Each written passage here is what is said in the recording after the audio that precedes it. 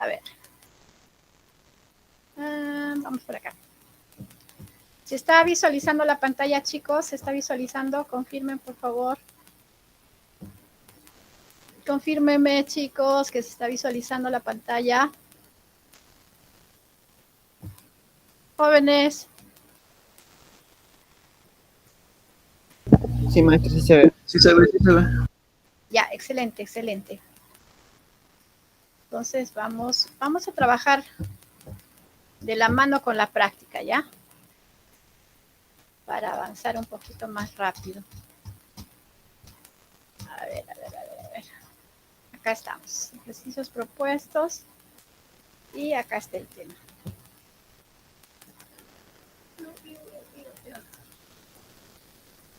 Ya, ahora sí. A ver, ¿cuántos tenemos en el aula? ¿Qué ha pasado con sus compañeros? 19. ¿Dónde están los chicos? ¿Todavía están almorzando? ¿No? Ah, la señal. ¿No está buena la señal? Chicos. Sí, maestro. Ya. Si hay algún inconveniente, no se olviden de avisarme, ¿ya? No se olviden de avisar. Confírmenme que se está visualizando la pantalla, la diapositiva, sin ningún problema. Por favor, chicos, confírmenme. Confirmado, maestro.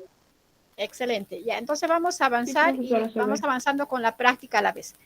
Jóvenes, vamos a revisar este tema que es la ilustración europea y las grandes revoluciones que ocurrieron en el siglo XVIII y que tienen que ver pues con la independencia de nuestro país, ¿no? Estamos hablando, ¿se acuerdan que habíamos conversado? El humanismo es un movimiento, ¿no? que surge en Europa, que va a ser preludio del Renacimiento, y luego el Renacimiento va a ser el preludio de lo que es la Ilustración, en el sentido de que estos dos movimientos anteriores, el humanismo y el Renacimiento, van a mover el pensamiento de la gente en el sentido de que no debemos aceptar lo que nos dice la iglesia o los reyes sin analizar, sin recurrir al razonamiento, ¿no?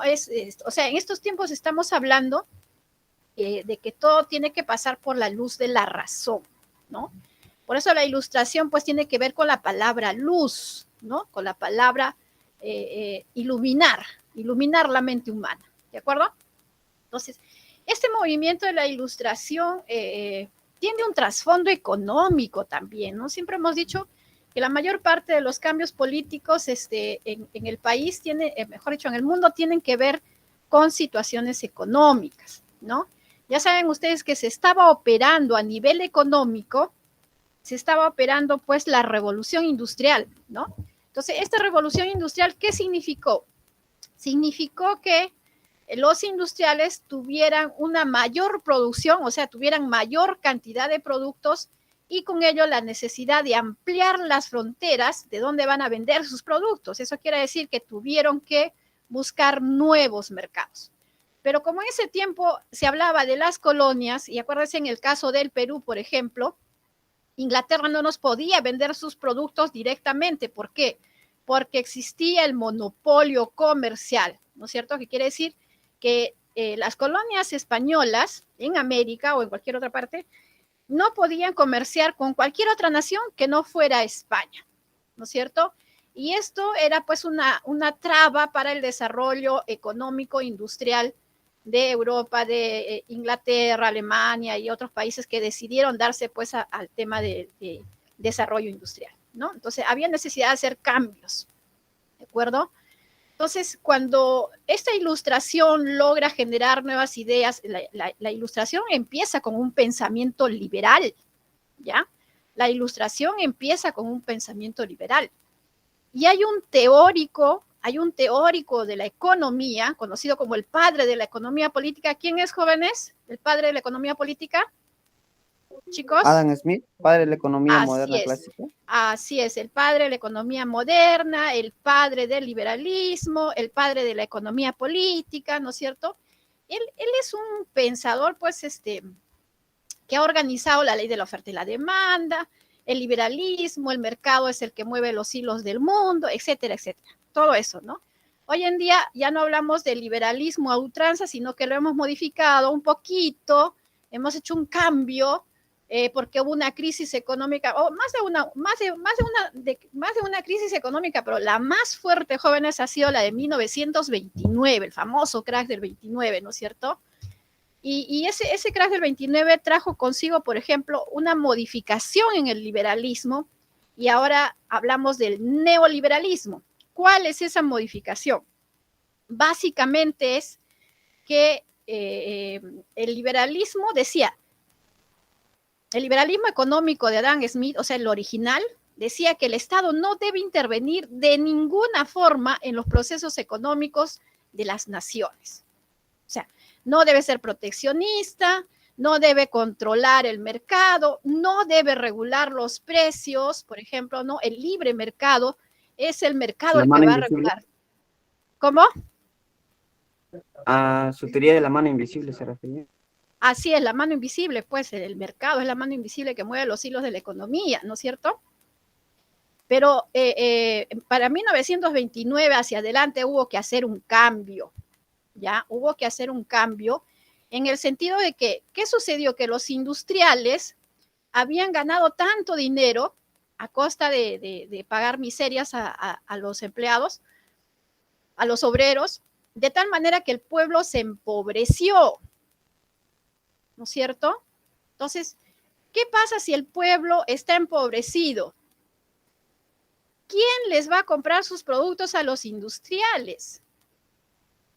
Entonces, tiene que haber flujo de dinero al pueblo para que el pueblo le pueda comprar los productos al industrial, ¿no es cierto? Entonces, una forma es, según lo que planteó John Maynard Keynes, la teoría keynesiana, la teoría del Estado benefactor, dice, ¿no es cierto? En el sentido que el Estado tiene que inyectar plata al pueblo a través de dos modalidades. Uno, a través de la burocracia, ¿no? Y otro, el más importante, a través de obras públicas, con obras públicas de construcción de carreteras, construcción de lo que fuere. Se paga a la mano de obra y esa mano de obra tiene dinero para circular y generar todo ese movimiento necesario que tiene que ver con la economía. Por eso es ese cambio, ¿no? Del liberalismo al neoliberalismo. Bueno, no estamos en economía, estamos en historia. Pero este movimiento, jóvenes, tiene mucho que ver con todo lo que vamos a hablar ahora, ¿de acuerdo? Entonces, se van a generar, a razón de cambiar el sistema político en el mundo, se van a generar pues las nuevas ideas, la ilustración, cambiar de monarquías a un sistema mucho más libre para que la economía pueda fluir, porque los reyes, monarcas absolutos, no permitían que esta economía fluya, ¿de acuerdo? Entonces ahí van a salir pues la revolución de Norteamérica, la revolución francesa, que van a ser una inspiración para nuestra independencia, ¿de acuerdo? Entonces, con esta breve introducción creo que lo tenemos clarito para entender todo lo que viene ahora. ¿Alguna pregunta, jóvenes? Chicos, ¿alguna pregunta? Jóvenes. Chicos. Bueno, excelente. Entonces vamos a ver lo que es la ilustración. Vamos a definir sencillo. ¿Qué es la ilustración? Es un movimiento, como el humanismo, como el renacimiento son movimientos, ¿no es cierto? Es un movimiento filosófico, pedagógico y político que va a surgir ¿dónde? En Europa, dice, ¿no? Si nosotros revisamos así a conciencia dónde se origina, vamos a decir que los antecedentes están en Inglaterra, pero la ilustración va a llevar su mejor desarrollo en Francia, en París, ¿ya? Y todo este movimiento se va a dar pues en el siglo XVIII, ¿ya? Siglo XVIII, conocido como el siglo de las luces, el siglo donde la razón va a iluminar el pensamiento humano, ¿no? Por eso ahí está la frase de la ilustración que dice, la prosperidad, si no, no prosperas, ¿no? La prosperidad está en reconstruir todo a la luz de la razón. Eso quiere decir revisar todas las instituciones y todas las formas de cómo se está viviendo a la luz de la razón y volver a armar todo este tinglado político, social, etcétera. ¿De acuerdo? Entonces, los antecedentes en Inglaterra están pues con Nicolás Copérnico, Isaac Newton, Thomas Hobbes, está con René Descartes, está con David Hume, entre otros, ¿no? Pero de todos estos ingleses, el más importante, jóvenes, es John Locke. ¿ya? John Locke, porque ciertamente es John Locke quien va a dar las primeras pautas del liberalismo, que después John Locke habla de un liberalismo político, ¿ya? Y Adam Smith va a agarrar estos pensamientos y los va a revolucionar en lo que es el liberalismo económico, ¿de acuerdo? Entonces, John Locke va a ser conocido como el padre de las nuevas ideas. ¿Cuáles son esas nuevas ideas? Igualdad, libertad, fraternidad, ¿ya? ¿Por qué son nuevas ideas? Porque estas ideas antes no se manejaban. Antes de la Revolución Francesa, hablar de igualdad no era posible porque las diferencias sociales eran tan grandes, tan enormes, tan abismales, ¿no es cierto? Libertad, los súbditos de los reyes no tenían pues el derecho ni siquiera a su propia vida, ¿no? El rey podía disponer de su vida, de sus propiedades, inclusive había un rey que había puesto una norma que cualquier muchacha que se iba a casar tenía que pasar primero por el lecho del rey, imagínense, ¿no?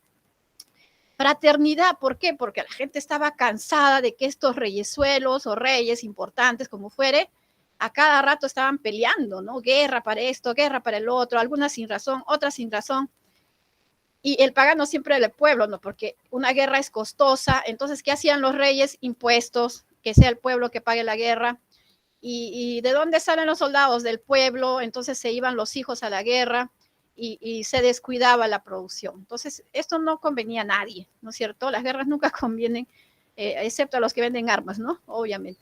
Muy bien. Acá les he puesto también el símbolo de la Revolución Francesa, ¿no? Está en francés, obviamente, pero fácil entender lo que dice ahí. Unidad, indivisibilidad de la República, libertad, igualdad, fraternidad. Y si no hay esto, la muerte, dicen, ¿no? O sea, o logramos la igualdad, la libertad, la fraternidad, o mejor morimos, pues. Un poco así, radical era, pero bueno, eso es lo que pasaba, ¿no?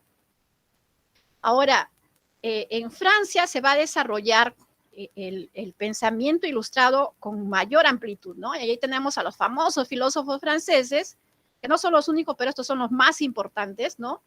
Voltaire, Montesquieu y Rousseau. En el caso de Montesquieu, el varón de Montesquieu, ¿no? Su nombre verdadero era Carlos Luis de Séconda, su nombre completo. Él había escrito las cartas persas. Y otra obra que tiene es El espíritu de las leyes.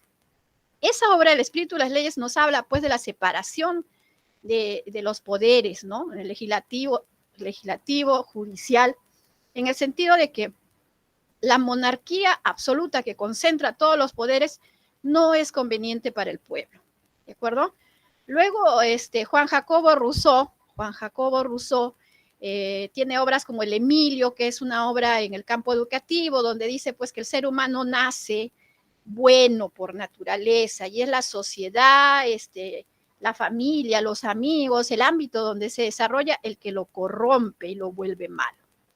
Bueno, al respecto hay varias teorías que dicen que puede ser cierto en un 50%, porque mucho influye también la herencia genética, etcétera, etcétera. Bueno, no nos vamos a detener ahí.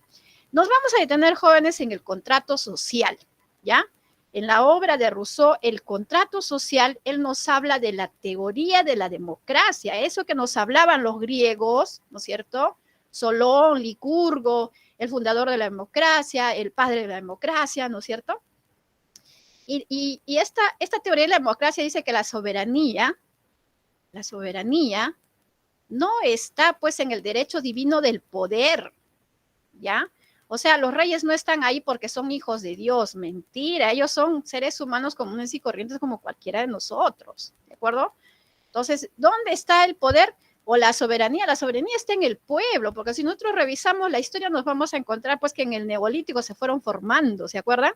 Los estados, que era básicamente que la gente le encarga a sus gobernantes para que ellos los guíen, los líderes, ¿no?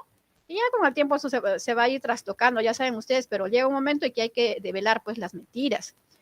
Luego, Voltaire tiene cartas filosóficas o cartas sobre los ingleses, ¿no?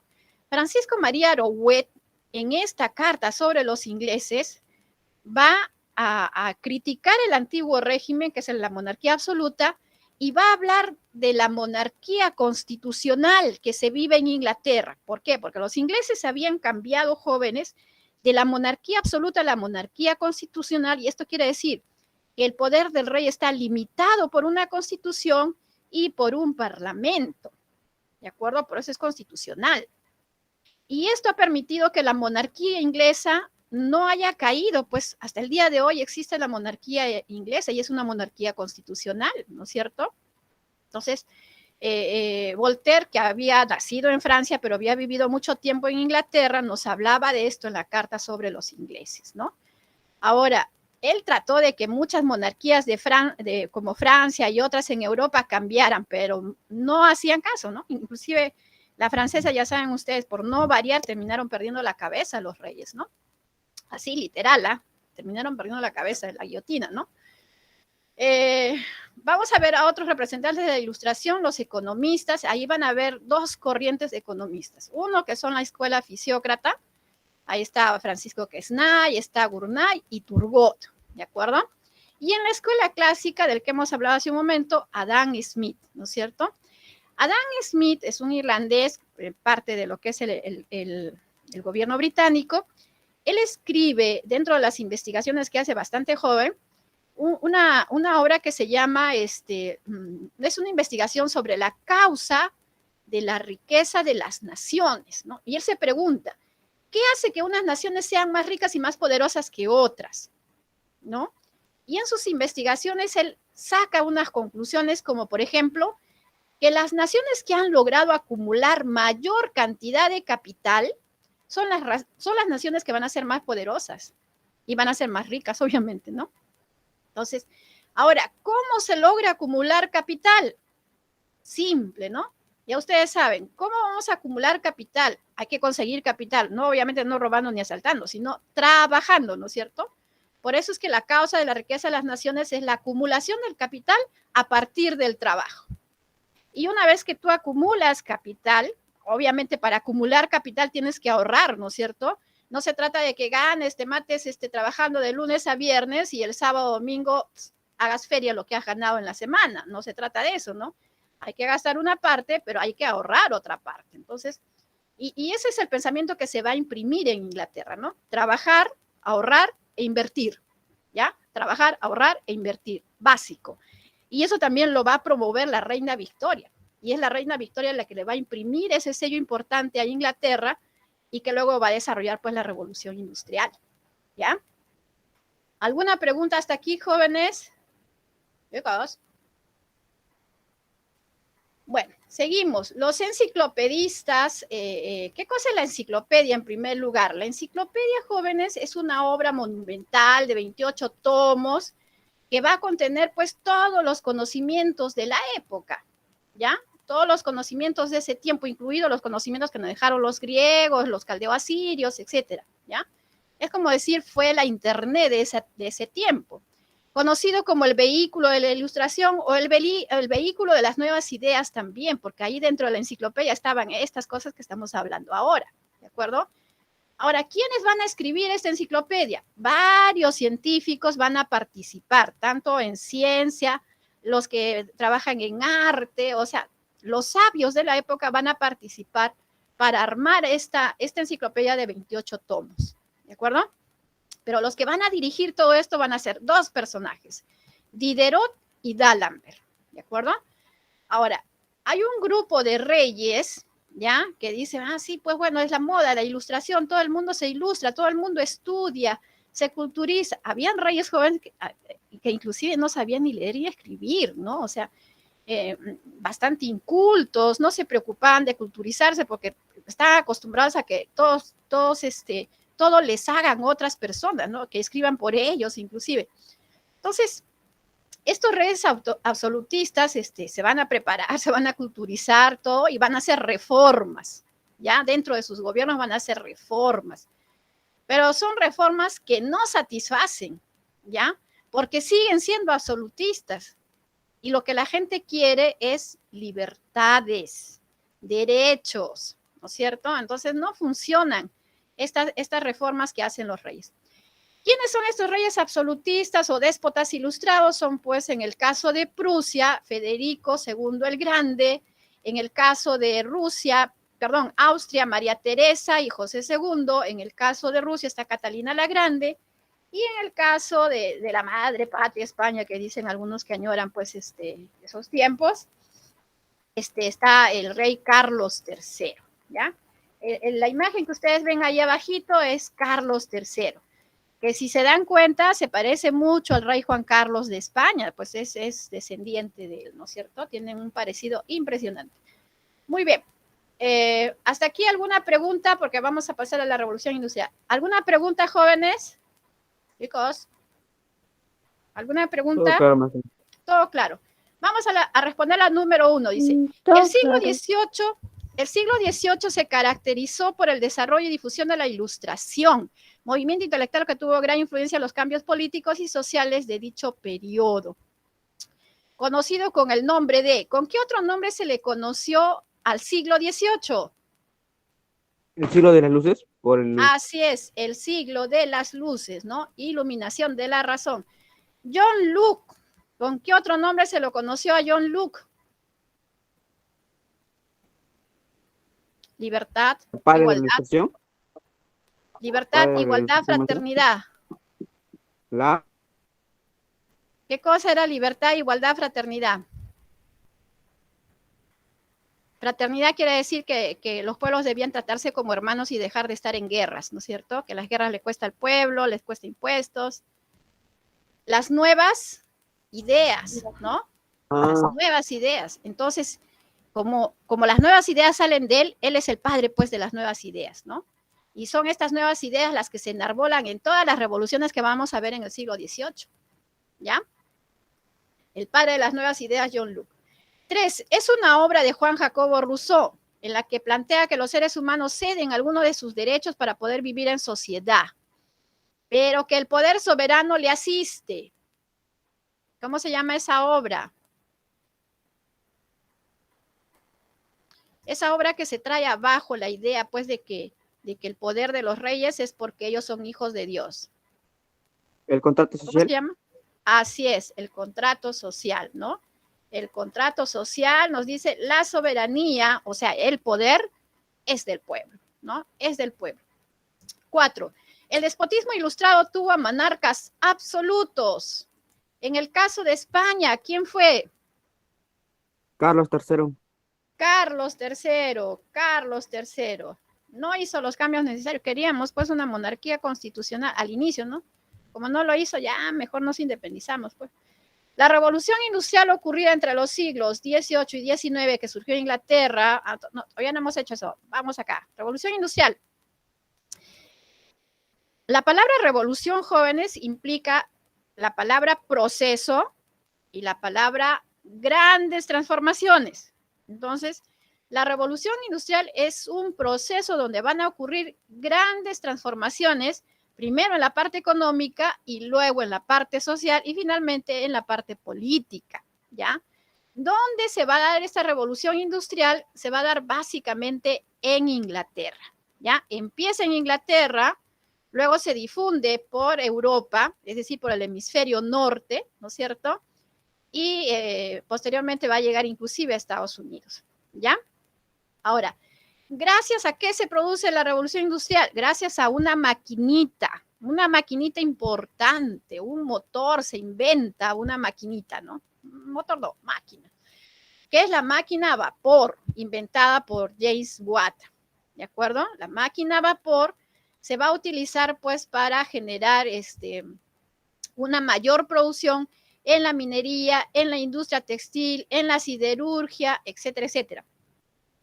Y otro dato, jóvenes, la palabra fábrica, que hoy en día lo usamos para todo, fábrica de papel, fábrica de pintura. Fábrica viene de la palabra fabric, y fabric significa tela en inglés, tela, ¿ya? Busquen el diccionario si ustedes quieren. Fabric, tela. ¿Por qué? Porque las primeras industrias, o sea, ¿dónde se utilizó, en qué industrias primero se utilizó la máquina a vapor? En la industria textil, ¿ya?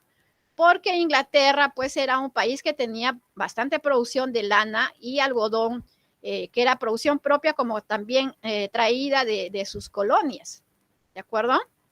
Entonces, aquí clave es la máquina, ¿no?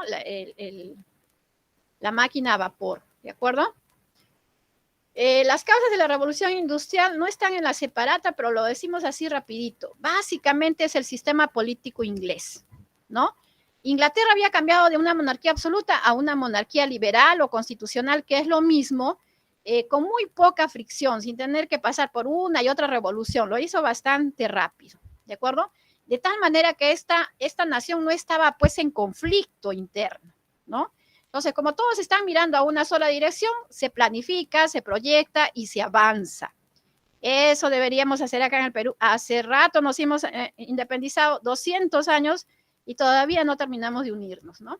Seguimos mirando no sé a dónde.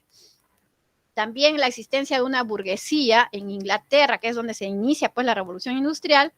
Había una burguesía que tenía un capital más o menos suficiente como para iniciar esta revolución industrial. Pues se necesita capital para comprar estas máquinas, son costosas, ¿no es cierto? Y también porque Inglaterra tenía una excelente red de transporte que le va a permitir pues conectar los puntos de producción con los puntos de venta, como que también los puntos de extracción de materia prima, ¿no? Ahora Inglaterra tenía una gran cantidad jóvenes de carbón, eso también va a ayudar mucho.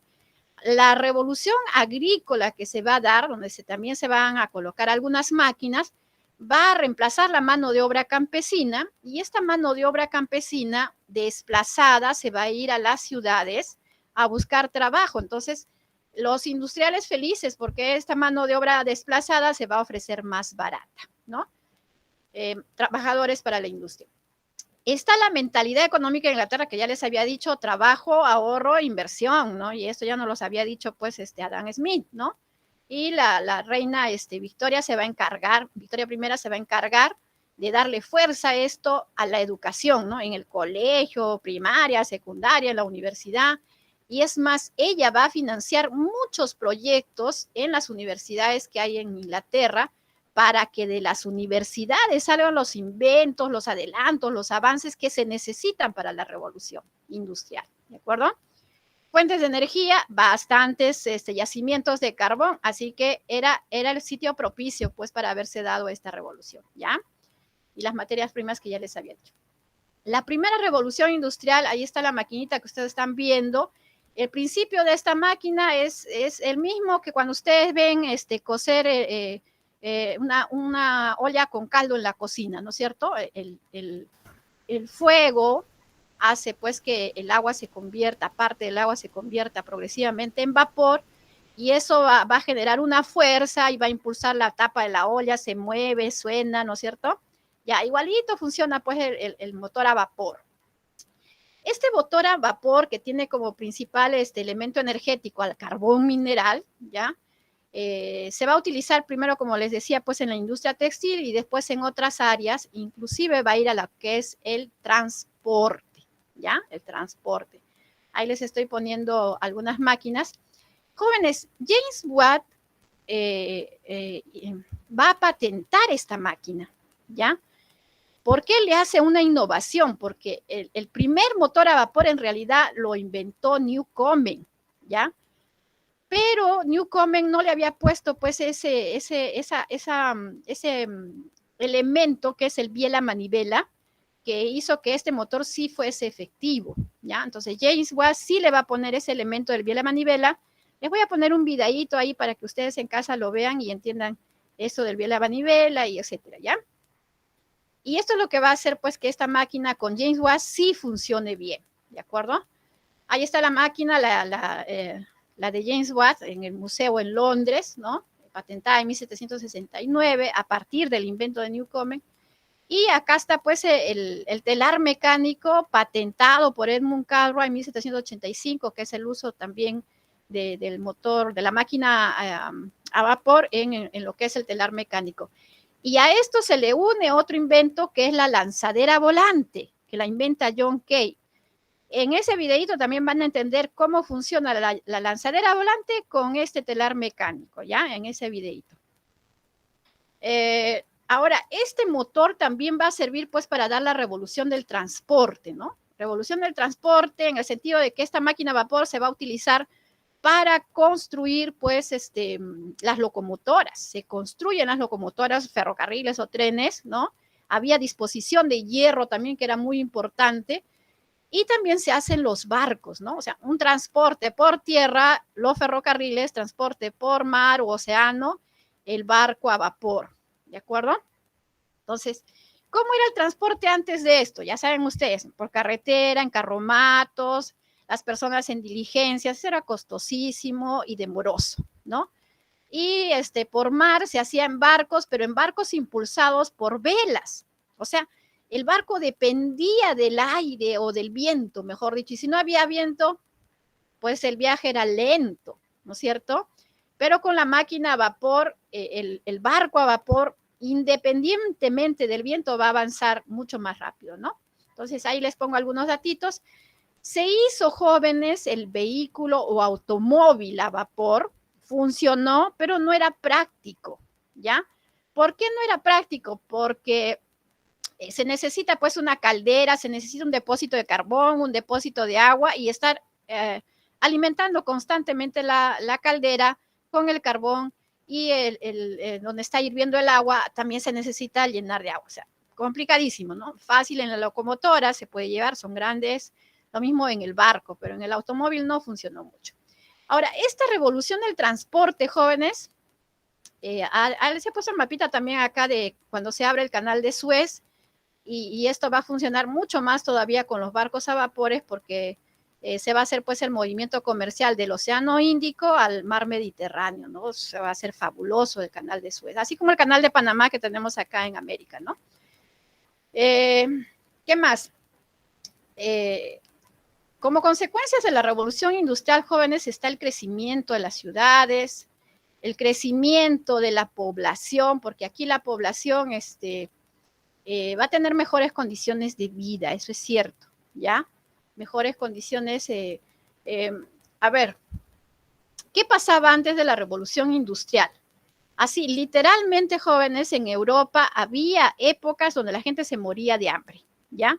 Porque no siempre había cosechas, porque no siempre había lluvias, había tiempos de sequía, tiempos de plagas, entonces en esos tiempos de hambrunas la gente moría literalmente, miles morían en las hambrunas, por eso que en Europa había mucho miedo a las hambrunas, ¿ya?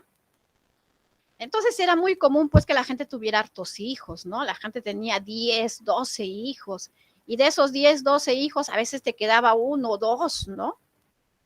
Por eso es que era bastante usual que las personas tuvieran varios hijos, ¿ya? Pero en estos tiempos de la revolución industrial, donde la gente está trabajando pues en estas industrias, reciben un salario miserable, ¿sí? Pero siempre hay dinero, al menos para comer hay, ¿no es cierto? Al menos para comer hay. Pero además también están los adelantos pues en farmacia, en medicina, etcétera, etcétera, ¿ya? Entonces va a haber tanta población, jóvenes, que ya no va a haber trabajo para esa población. Entonces, toda esa población que vamos a decir sobra en Europa, van a tener que buscar nuevos sitios donde desarrollarse, ¿no? Entonces, una parte se va a ir a Asia, otros para África, pero el lugar preferido va a ser América, ¿ya? El lugar preferido va a ser América, ¿de acuerdo? Surge el proletariado, que es la mano de obra, o sea, en la revolución industrial, jóvenes, surge una nueva clase social que es el proletariado, ¿ya? Y la burguesía va a mejorar su condición económica al punto que la burguesía pues va a subir en la cúspide social, ¿no? Y el proletariado va a estar abajo, o sea, el pueblo nuevamente abajo, ¿ya? Aquí está también algunas fotos que les pongo sobre la explotación en el trabajo, porque en la primera revolución industrial trabajaban los niños, ya trabajaban las mujeres, pero ellos trabajaban por la mitad del sueldo que se le daba al varón, ¿no? Los movimientos obreros por los injustos sistemas de trabajo, lo insalubre de las fábricas, y también, jóvenes, porque los horarios de trabajo eran bien abusivos, ¿no? 14 horas, 16 horas, prácticamente la gente vivía en las fábricas, ¿no? Ahí hasta prácticamente tenían poquísimas horas para dormir, ¿no? A grandes rasgos, la consecuencia de la revolución dice, ¿no? La revolución industrial va a ser el origen de la sociedad contemporánea, ¿cierto? Pues la sociedad contemporánea hoy en día nos organizamos de esta manera a partir de la revolución industrial. Vivimos mayoritariamente en las ciudades, ¿no es cierto? Somos urbanitas, como se diría. Y en la zona rural ya muy poca gente vive, ¿no? Había un comentario que hicieron en un podcast que estaba un joven recién egresado de colegio en Finlandia, y este joven decía, felizmente la educación en mi país está cambiando, decía, porque antes nos enseñaban de todo, menos a sembrar una papa, a sembrar un tomate, nosotros no sabíamos cómo producir nuestro propio alimento, dicen, ¿no? Interesante eso. Entonces, otra consecuencia, jóvenes, es que se acrecienta la riqueza en el mundo, pero obviamente no todos vamos a participar pues de esa gran riqueza en una medida más o menos igualitaria, ¿no? Aumento de la población mundial, lo que les decía, se produjo una mayor expansión colonial en el mundo. ¿Por qué? Porque estas potencias industriales necesitaban colocar sus productos. Para colocar sus productos, el mercado interno no les satisface, necesitan buscar nuevos mercados, y ahí es donde se va a dar pues la expansión colonial, ¿no? Más colonias para poder vender. Nace el capitalismo industrial, porque antes, ¿qué se vivía? Un capitalismo comercial colonial, ¿no es cierto? Con la revolución industrial, capitalismo industrial. Con la primera, porque con la segunda revolución industrial va a venir el capitalismo financiero, ¿ya? Con la segunda. Por ahora, capitalismo industrial. Surgen los problemas pues por el enfrentamiento de lucha de clases, ¿no? Los movimientos obreros, el cartismo, etcétera, etcétera. ¿De acuerdo? Vamos a avanzar un poquito acá las preguntas. Dice, la revolución industrial ocurrida entre los siglos XVIII y XIX, que surgió en Inglaterra y luego se dispersó por toda Europa, tuvo como principal símbolo o ícono ¿a qué? Jóvenes, ¿cuál es el ícono de la primera revolución industrial? La máquina de vapor. ¿Carbón? La máquina a vapor de James Watt, ¿no? Y la fuente de energía es el carbón, ¿de acuerdo? Fuente de energía, el carbón, pero el ícono es la máquina a vapor. Sin la máquina a vapor, nada de esto hubiera funcionado, ¿de acuerdo? Siguiente pregunta. Vamos a ver.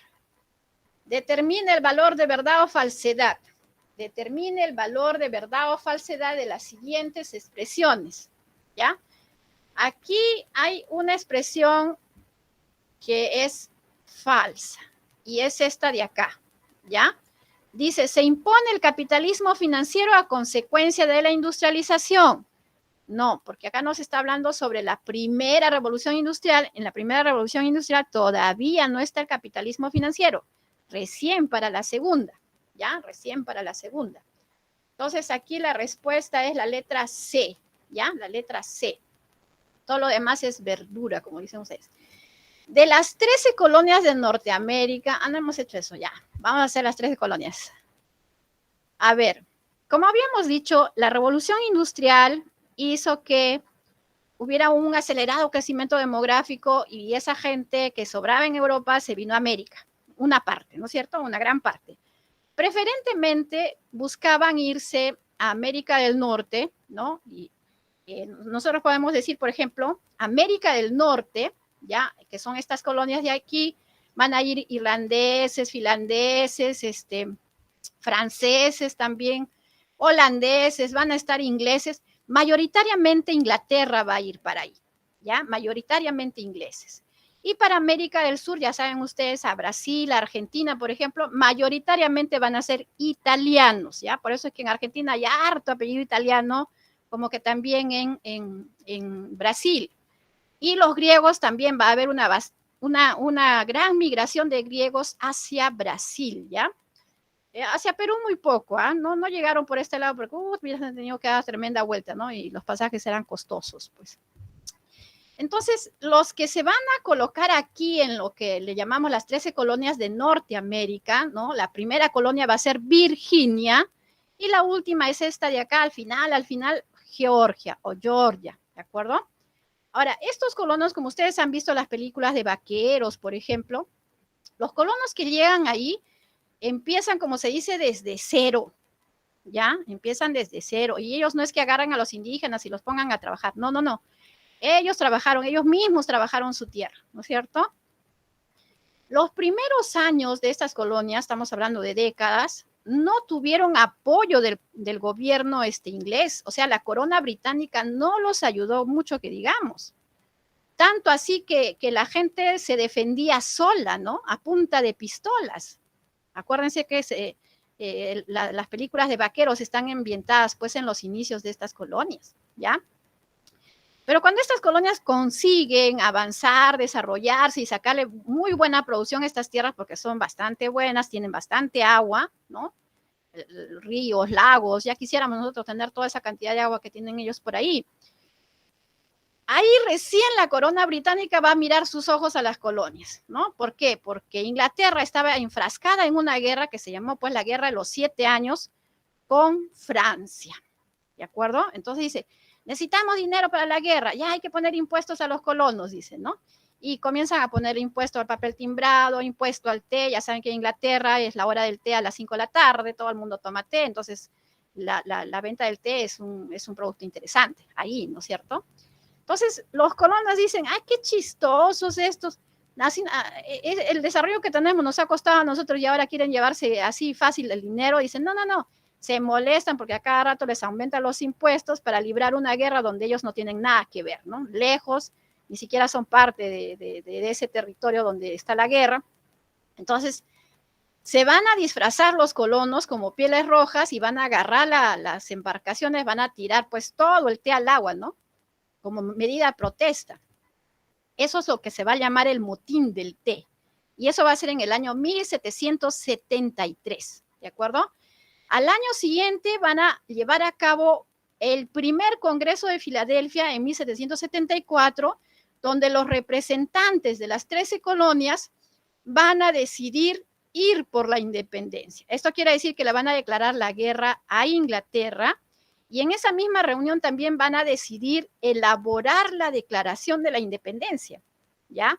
De tal manera que en el segundo Congreso de Filadelfia, que fue el 4 de julio de 1776, que es la fecha que Estados Unidos celebra como su fiesta nacional, el 4 de julio, ¿no es cierto?, es donde firman la Declaración de Independencia, que es ese documentito que está ahí, ¿no? Entonces, a partir de ahí comienzan las batallas, ¿ya? Lo malo es que los colonos al comienzo pierden varias batallas. ¿Por qué? Porque no tienen el financiamiento suficiente, porque no tienen la oficialidad, es decir, líderes militares estrategas que puedan dirigir pues el triunfo de las batallas, ¿de acuerdo? Entonces ahí va a aparecer alguien, dos hechos, ¿no? Uno es la presencia de George Washington, ¿ya? George Washington es un militar connotado y va a ser nombrado jefe de las fuerzas patriotas, y es con George Washington que van a poder lograr los triunfos en las dos últimas batallas, que son Saratoga y Yorktown, ¿ya? Que es como decir Junín y Ayacucho, ¿ya? Saratoga y Yorktown. Ahora, con la batalla de Yorktown en 1781 ya tienen pues ganan definitivamente la guerra de independencia. O sea, es como nuestro Ayacucho, ¿ya? Les ha tomado más de 5 años lograrlo, 5 años, ¿ya? Entonces, años más adelante, ya se va a firmar el Tratado de Versalles en Francia, donde el rey Jorge III de Inglaterra va a aceptar que estas 13 colonias son independientes. ¿De acuerdo? Ahora, ¿cuál es el otro hecho que ayuda a que los colonos ganen esta guerra de independencia? La participación del enemigo de Inglaterra a favor de ellos. ¿Quién es el enemigo de Inglaterra, jóvenes? Francia.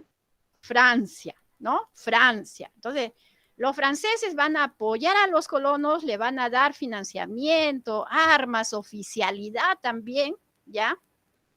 Es la Inglaterra con Chile, dice. Y en el caso de la guerra con Chile fue Inglaterra que nos ayudó a nosotros. Eso ya lo vamos a ver después, ¿ya? Siempre hay las naciones europeas ahí manipulándonos a nosotros. Miren, hay un regalito que le hace Francia a Estados Unidos, ¿ya? para que Estados Unidos no se olvide nunca quién le ayudó a independizarse. ¿Cómo se llama ese regalito? Es un ícono en Estados Unidos. Oh, es la Dama de la Libertad, creo. Así es, la Estatua de la Libertad se la manda, claro, en partes, ¿no? Y luego la arman pues en Estados Unidos. La Estatua de la Libertad es el símbolo de esa ayuda que Francia le da a los colonos para independizarse. ¿De acuerdo? Ahí está un extracto de la Declaración de Independencia de Estados Unidos, es un documento excepcional, ¿no? Dice, por ejemplo, que hay derechos inalienables, que nadie nos puede quitar el derecho a la vida, el derecho a la libertad. Nadie nos puede quitar estos derechos, como que también el derecho de buscar nuestra felicidad, ¿no? Y esto de la felicidad recién aparece en este documento, ¿eh? Porque si ustedes buscan documentos anteriores a esto, lo que aparezca el término felicidad no existía, ¿ya? Y ahí está la película también, pues, de Will Smith, En busca de la felicidad, ¿se acuerdan? Si es que no la han visto, mírenla. Y el otro punto interesante aquí es que dice, si un gobierno no satisface a una población, entonces el pueblo tiene derecho a reformarla, es decir, modificarla, mejorarla, o simplemente sacar y poner otra, es decir, abolirla, ¿no? Muy bien, jóvenes. Vamos a ver de las 13 colonias ahora. Pregunta 7, dice, de las 13 colonias de Norteamérica, la primera en crearse fue, y la última... Virginia, Georgia. Virginia, Georgia. Virginia la primera y Georgia la última. Sobre los hechos más importantes de la independencia de Estados Unidos, hay una de estas que es incorrecta. Una de estas proposiciones es incorrecta. Y para no demorarnos, jóvenes, les voy a decir que es esta de aquí, ¿ya? ¿Por qué? A ver, ¿quién me dice por qué esto es incorrecto? El 4 de julio de 1776, Jorge III, que era el rey, pues... Es el 14 de julio. ¿Ah? Que es La el 14 fecha de está julio, bien. no el 4. Jorge La III en fecha ningún está momento bien, aceptó el la 4 de separación. julio, sino que el rey Jorge III, cuando Norteamérica declara su independencia, el rey Jorge III no acepta esta independencia y es más, manda fuerzas para que se devele pues la insurrección acá en las colonias, ¿no? Recién Jorge III va a aceptar después de la batalla de Yorktown, con la capitulación, perdón, con el Tratado de Versalles firmado en Francia, ahí recién Jorge III va a aceptar que las colonias sean libres, ¿ya? Con el Tratado de Versalles. Tratado de Versalles, ¿ya? O sea, esto es incorrecto. 9. ¿Es una causa de la Revolución Francesa? Bueno, vamos a la Revolución Francesa.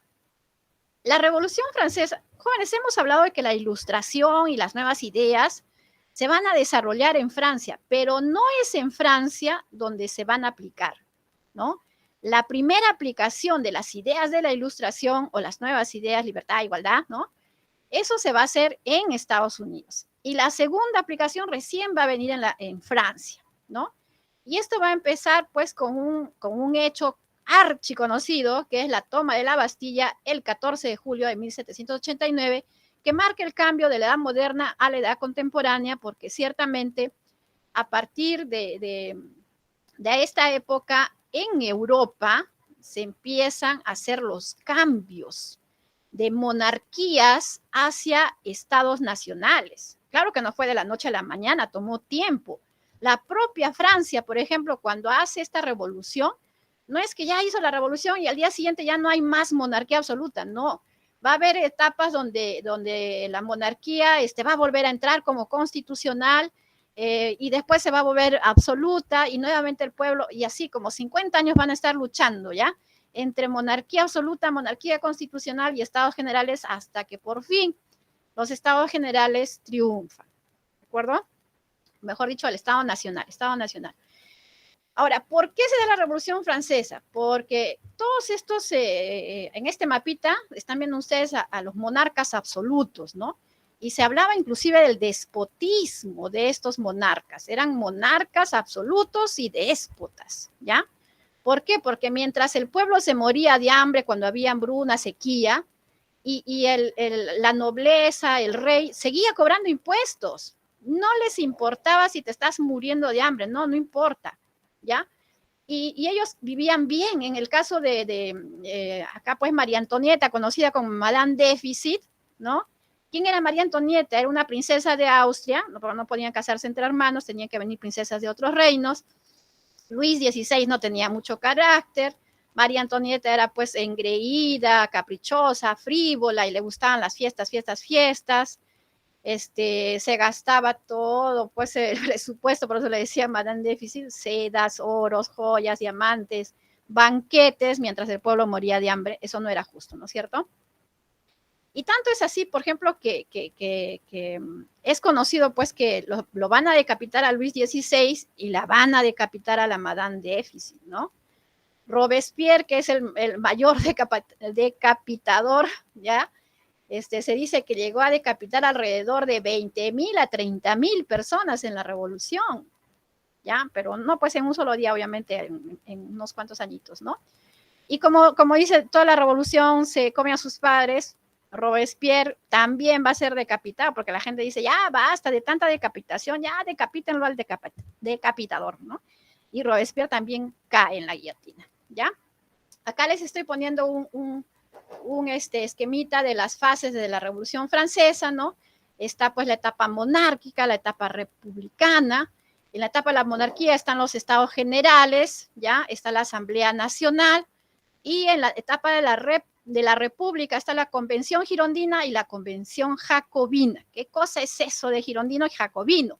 Son partidos políticos, jóvenes, ¿ya? Siempre que hay una revolución política, la primera etapa de la revolución política va a ser tibia. Eso quiere decir moderada, reformas, algunos cambiecitos, ¿ya? Pero luego va a venir otra etapa ya más fuerte que dice, nada, estos cambios no, queremos cambios drásticos, es decir, radicales, ¿ya? Los jacobinos fueron los radicales, ¿de acuerdo?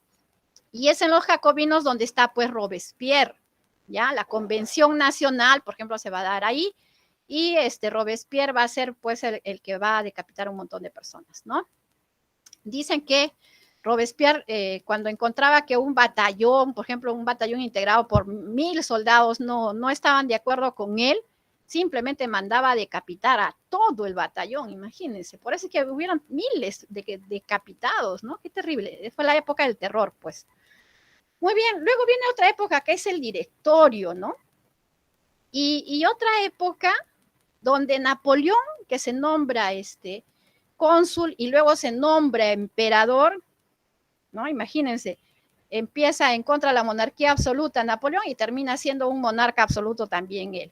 Y Napoleón se va a dar pues a la conquista de muchos territorios europeos pretendiendo hacer pues un gran imperio, ¿no? Cosa que más o menos como que lo logra al inicio, pero ya saben ustedes, va a haber una batalla donde va a perder en Leipzig. Después la última batalla la que va a perder es Waterloo, ¿no es cierto? La primera vez que lo apresan, lo llevan a la isla de Elba y luego a la isla Santa Elena, donde finalmente va a fallecer, ¿no? El golpe de estado de Napoleón es conocido como el golpe del 18 Brumario o 18 de Brumario. ¿Qué cosa es eso? Es el calendario que para entonces tenían pues los franceses, ¿no? Para nosotros era noviembre y para ellos era Brumario. Para nosotros era 19 y para ellos era 18. Así de simple, ¿ya? A ver, ¿qué más de la Revolución Francesa? Ya, vamos a ver la Revolución Francesa aquí. Es una causa de la Revolución Francesa ocurrida el 14 de julio de 1789. ¿Cuál de estas es causa y cuál no es causa, jóvenes? Para acelerar, vamos. Ahí es la 2 y la 5 no son, ¿ya? ¿Por qué? Porque en la 2 dice desigualdad y privilegios para el clero. La sociedad francesa estaba estructurada en nobleza, el clero, dentro del clero estaba el alto clero, el clero, ¿no? Y el tercer estado, el último, era el pueblo. El tercer estado o estado llano era el pueblo. Y el tercer estado era el único que pagaba impuestos, ¿ya? El clero no pagaba impuestos, tenía muchos privilegios, obviamente la nobleza también, ¿no? Entonces, y la burguesía no tenía privilegios. Y la burguesía es la que estaba detrás de la revolución, jóvenes. ¿Por qué? Porque la burguesía había comenzado a adquirir pues un poquito de de capital por el tema de la comercialización y de la industria, pero no tenía derechos que necesitaba para seguir desarrollándose, ¿no? Por eso es que la burguesía no tenía privilegios, pues. Ahora sí, la burguesía está encumbrada, ¿no es cierto? La burguesía dice que es el 2% de la población mundial que acumula la mayor parte de la riqueza del mundo, hoy en día, ¿no? Y la otra que no es causa, jóvenes, ¿dónde está? Es la 4, ¿no? La 4 dice la aplicación de los impuestos al té y al papel timbrado. Eso es causa, pero de la Revolución Norteamericana, no de la francesa, ¿ya? La Revolución Norteamericana. Entonces, la respuesta aquí sería, me queda la gripe con la letra E, ¿ya? La letra E van a marcar acá. Siguiente pregunta, vamos a ver. Una de las etapas de la Revolución Francesa es la monarquía, uno de sus periodos de la Asamblea Constituyente. Indique cuál de los siguientes hechos no corresponde al periodo mencionado. En la número 10, la respuesta es aparecen los girondinos y jacobinos, ¿ya? Porque esto va a ser de la etapa de la República, ¿no? En la monarquía todavía no aparecen los partidos políticos, ¿no? Los partidos políticos aparecen en la siguiente etapa.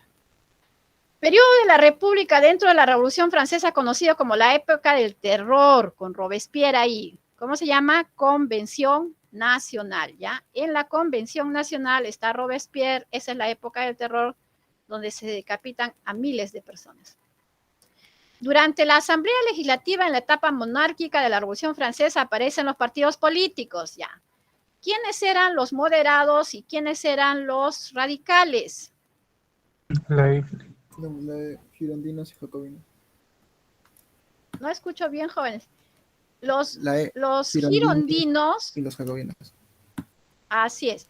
Los girondinos eran los moderados y los jacobinos eran los radicales. Los jacobinos, pues ahí está Robespierre, pero radical, pues, corta cabeza nomás. Respecto a Napoleón Bonaparte y su papel en la Revolución Francesa, una de las siguientes expresiones no corresponde.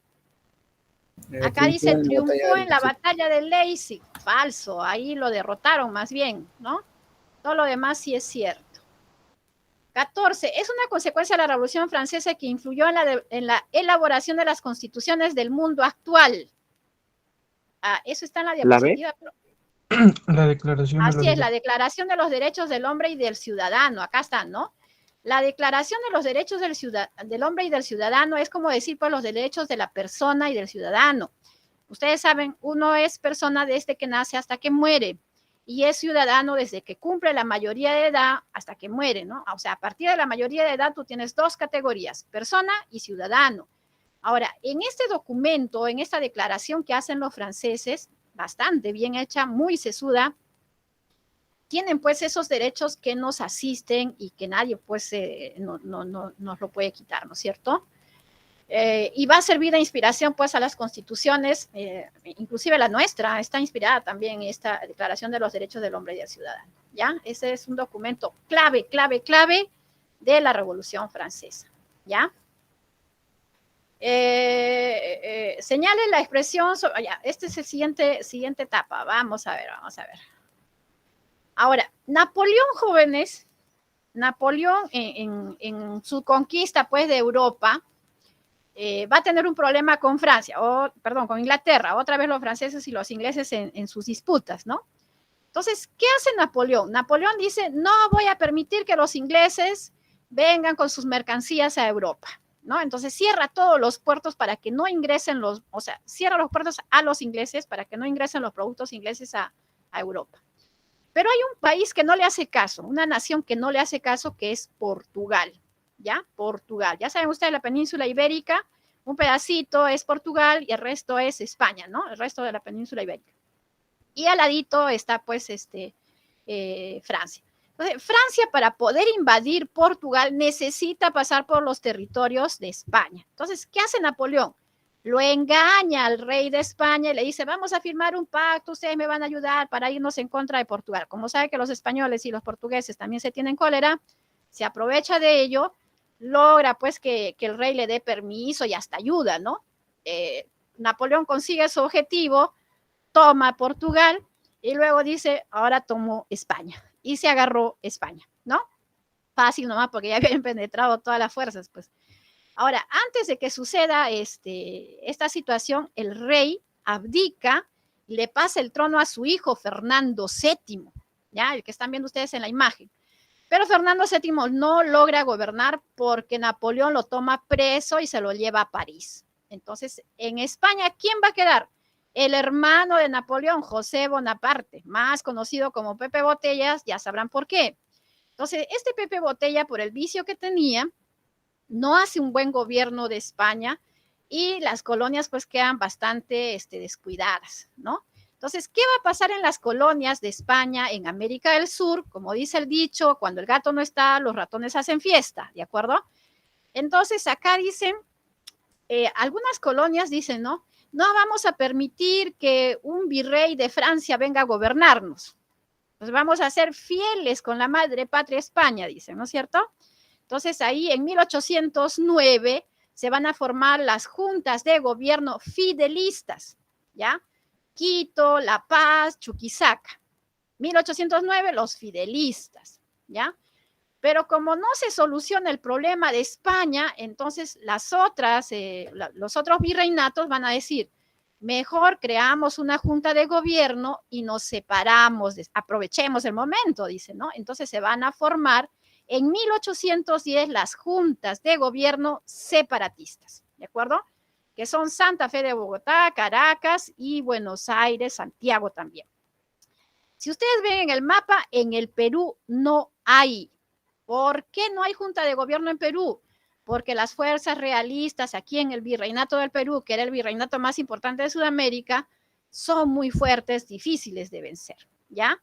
Y además porque en este tiempo está la presencia, pues, de un virrey muy hábil, ¿no? Así a los Montesinos, ¿ah? A los Montesinos este virrey se las ingenia, pues, para impedir, por acá lo he repetido esto.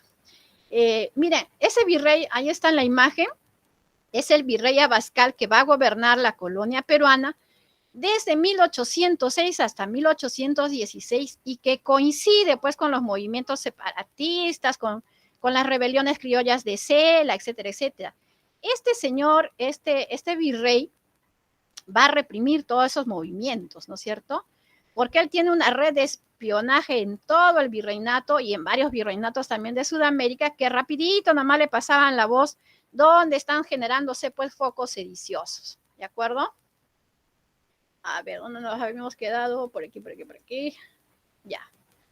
Acá les estoy poniendo un poquito de información, ¿no? Este es un resumen de un libro sobre cómo Inglaterra interviene pues en las colonias sudamericanas para apoyar la independencia, ¿no? Ahí primero querían socavar el poderío español a través de robarle el oro y la plata que iban en los galeones españoles, ¿no? Invasiones, corsarios, contrabando. Pero después aplica otra estrategia que es ayudar a los colonos a independizarse. ¿Para qué? Para que se queden libres de España y ahora pasemos pues a depender de... Y ciertamente después de la Guerra de Independencia, jóvenes, pasamos a depender del capital inglés, ¿ya? Bien, ¿qué cosa es la emancipación? Es una época de agitación revolucionaria contra el poder español del Virreinato del Perú que empieza, ¿ya?, con el movimiento revolucionario de Tupac Amaru, 4 de noviembre de 1780, es decir, fines del siglo XVIII, y va a culminar en 1824 con la capitulación de Ayacucho lograda luego de la batalla de Ayacucho, ¿ya? Entonces, este proceso de emancipación tiene 3 etapas. Un primer periodo que son movimientos nacionalistas indomestizos con Tupac Amaru, ¿no?, como el más importante, no es el único, pero es el más importante. Y luego el segundo periodo, que son las rebeliones criollo-mestizas, ¿no? Francisco Antonio de Cela, etcétera, etcétera. Y el último periodo, que es el que sí va a tener éxito, porque los anteriores fracasaron, es el de la fase extranjera, donde van a llegar pues las corrientes libertadoras del sur y del norte, ¿de acuerdo? Ahora, ¿cuáles son las causas de la emancipación? Hay causas internas y causas externas. Las internas tienen que ver, dice, con esa injusticia que vivían los criollos por acá, a diferencia de los peninsulares. ¿Qué es eso de los criollos y los peninsulares? Vamos a aclarar. Los españoles nacidos en España, valga la redundancia, son los conocidos como los peninsulares, ¿de acuerdo? Los españoles nacidos en España. Y los españoles nacidos en América, ya, porque así se hacían llamar, no les gustaba que les dijeran criollos, ¿no? Eran españoles nacidos en América, hijos de españoles nacidos en América, ¿no? Y por el hecho de haber nacido en América, la corona no les confiaba ningún cargo a los criollos. Entonces, todos los cargos importantes del Estado, la mayoría, estaban a manos de Península. Es decir, desde España venían las autoridades a gobernar el virreinato. No solamente el virrey, un montón de autoridades venían desde España y tenían obviamente mayores privilegios, ¿no? Esa es una causa interna. También está el nacionalismo, la conciencia de autonomía que se va a ir gestando pues con esto de las nuevas ideas, con el ejemplo de la revolución de Norteamérica, etcétera, etcétera. Otra causa también es, jóvenes, el régimen feudal mercantilista, ¿ya? El régimen feudal, que tiene mucho que ver también con el monopolio comercial, ¿no? España había dicho, ninguna de las colonias puede comerciar con ninguna nación que no sea España, ¿de acuerdo? Entonces, España no producía todo lo que el Perú necesitaba, no producía todo. España no ha sido pues un país que se haya dedicado mucho a la industrialización, en la primera revolución industrial, no mucho, ¿ah? Es que España estaba muy cómoda pues recibiendo la plata y el oro de las colonias acá en América, ¿no? Entonces, España recibía el oro, la plata, la convertía en monedas y luego con esas monedas compraba los productos que Inglaterra producía. Y luego nos vendía a las colonias con un precio mucho más elevado del precio de lo que Inglaterra podría habernos vendido. Entonces, Inglaterra tenía muchos celos de España, ¿no? Está también el tema de la inquietud indígena por restablecer el imperio inca, ¿no? Esos movimientos de Taquioncoy, el mesiánico, el incarri, bueno, todo eso. En lo que es externo está la influencia del liberalismo político, la influencia de la liberación, la influencia de la independencia de las 13 colonias, de la Revolución Francesa. También tiene que ver aquí la crisis de la monarquía española con esto de la invasión de Napoleón, ¿no?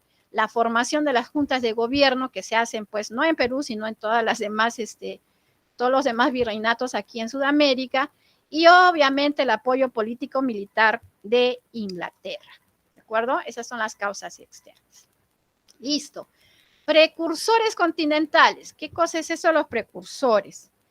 Los precursores son los que van a manejar la parte ideológica, ¿no? Hay que preparar a la gente para que mentalmente fidelice hacia la causa de la independencia, ¿ya? Se hace no con gran éxito, digamos, ¿ah? Porque inclusive cuando llega San Martín por acá, muchos todavía seguían pensando en la madre patria, la madre patria.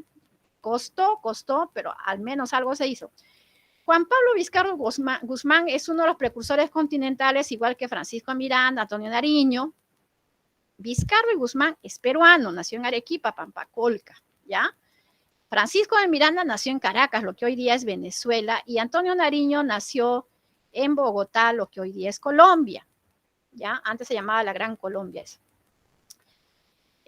Juan Pablo Vizcarra Guzmán va a ser considerado pues el primer precursor ideológico de las ideas aquí en América del Sur, ¿no? Él va a ser expulsado por la corona española junto con todos los otros jesuitas porque el rey de España, antes de que lo metan preso, ¿no es cierto?, el anterior rey, el padre de Fernando VII, se entera pues de que los jesuitas están haciendo obra de hablar de la ilustración, de hablar de las nuevas ideas, entonces eso es sedicioso, ¿no? Ya los expulsan. Y él va a ir pues a Inglaterra. O sea, va a ir a Inglaterra donde se vive esto del parlamento, la constitución, perdón, la monarquía constitucional. Entonces, él va a escribir una obra que se llama Carta a los españoles americanos, donde nos va a instar aquí al Perú, a los criollos o los españoles nacidos en América, que es lo mismo, a que busquen la separación. ¿De acuerdo? Por eso dice que este es el primer documento separatista. Francisco de Miranda no tiene pues obras tan representativas como Vizcarra Guzmán, pero sí tiene una acción constante, él está en todas. Francisco de Miranda estuvo en la Revolución Francesa, estuvo en la Guerra de Independencia de las 13 colonias, estuvo también en la formación de la Logia Lautaro en Chile con San Martín, estuvo también en la formación de la Gran Reunión Americana, que es otra logia que se hizo en Londres, ¿ya? Jóvenes, luego de la guerra que tuvo Francia con España a efectos de la invasión de Napoleón, ya en esa guerra va a participar, por ejemplo, San Martín defendiendo a España, ¿no? Bolívar también va a estar ahí. Varios de los militares que luego vamos a ver en la independencia estuvieron presentes ahí, incluido Francisco de Miranda, ¿ya? Y luego Inglaterra dice, este es el momento, ¿no? Cuando ve la invasión napoleónica, dice, este es el momento. Y se trae a varios de estos militares a Inglaterra y los alecciona. Y los prepara en cuanto a cómo va a ser este proceso. Y a los dos, tanto a Bolívar como a San Martín, les dice, ustedes van a lograr la independencia de su patria, pero si no logra la independencia del Perú, cualquier otra independencia en América del Sur peligra. Por eso es que ambos, tanto San Martín como Bolívar, vienen al Perú a apoyar en lo que es la independencia. ¿De acuerdo? No lo hicieron porque nos quieren, porque son buenos vecinos, etcétera. No, era una necesidad. ¿De acuerdo? Francisco Miranda también estaba ahí. Antonio Nariño es conocido porque él va a traducir esta Declaración de los Derechos del Hombre y el Ciudadano, los va a traducir al castellano y los va a difundir, ¿no? En América del Sur. Ahora, en los nacionales tenemos dos grupos, los reformistas, los tibios, y luego los otros que dicen, no, los radicales, los que quieren separación, ¿no? En los reformistas los más famosos son estos tres, Baquíjano y Carrillo, que escribió el Elogio, ¿no? Participó en la Sociedad Amantes del País, Toribio Rodríguez de Mendoza, que era rector del Convictorio de San Carlos, donde se hablaba de los ideales después de la Ilustración. Abascal lo acusó de conspiración, ¿no es cierto? Abascal estaba presente acá ya. Hipólito Unanue, conocido como el que siempre se arrima al poder, ¿no? Cuando vino San Martín, se arrimó a San Martín. Cuando vino Bolívar, se arrimó a Bolívar. O sea, cambiaba de opinión según la persona que venía. Formó parte de la Sociedad Amantes del País, también escribió en el Mercurio Peruano. El Mercurio Peruano era una especie de periódico conocido como El Vehículo, las nuevas ideas en el Perú, ¿no? Pero escribía con seudónimos, que no se podía escribir pues con el nombre verdadero, sino eran pues acusados de conspiradores, ¿no? Todo tenían que hacerlo de modo clandestino, obviamente. Y los que sí dicen nos separamos, nada de cambios, separación total, decía, ¿no? José de la Riva Agüero, un aristócrata que va a llegar a ser presidente luego del motín de Balconcillo en 1823, el primer golpe de Estado en el Perú, republicano, ¿no? Y el otro es José Faustino Sánchez Carrión, jóvenes, ¿ya? El férreo defensor de la República va a ser José Faustino Sánchez Carrión, porque cuando viene San Martín quiere poner una monarquía constitucional y Sánchez Carrión dice, de ninguna manera, no queremos monarquías, queremos república, ¿no? Y va a tener un periódico que se llama La Abeja Republicana, donde él va a escribir con el seudónimo del Solitario de Sayán, ¿ya? Solitario de Sayán. Ahí están los círculos criollos, ¿no? Las logias, Mercurio Peruano, y luego vienen los próceres. ¿Quiénes son los próceres? Los que sí van a las armas, ¿ya? Los que sí van a las armas. Francisco Antonio de Sela, nosotros que vivimos aquí en Tacna sabemos pues quién es Francisco Antonio de Sela. 21 de junio 1811 se subleva en Tacna, ¿no? Él esperaba los refuerzos de Argentina a cargo de Castelli, que nunca llegaron por X razones, ¿ya? Y a este movimiento se le considera el primer grito de libertad. Fracasó porque la estrategia no estuvo completa. Él era pues hijo de una familia acaudalada e importante, ¿no? Por eso es que logra su familia que no lo condenen a muerte, sino a prisión, ¿no? Y lo mandan a prisión perpetua a la cárcel de Panamá en Chagres, ¿de acuerdo?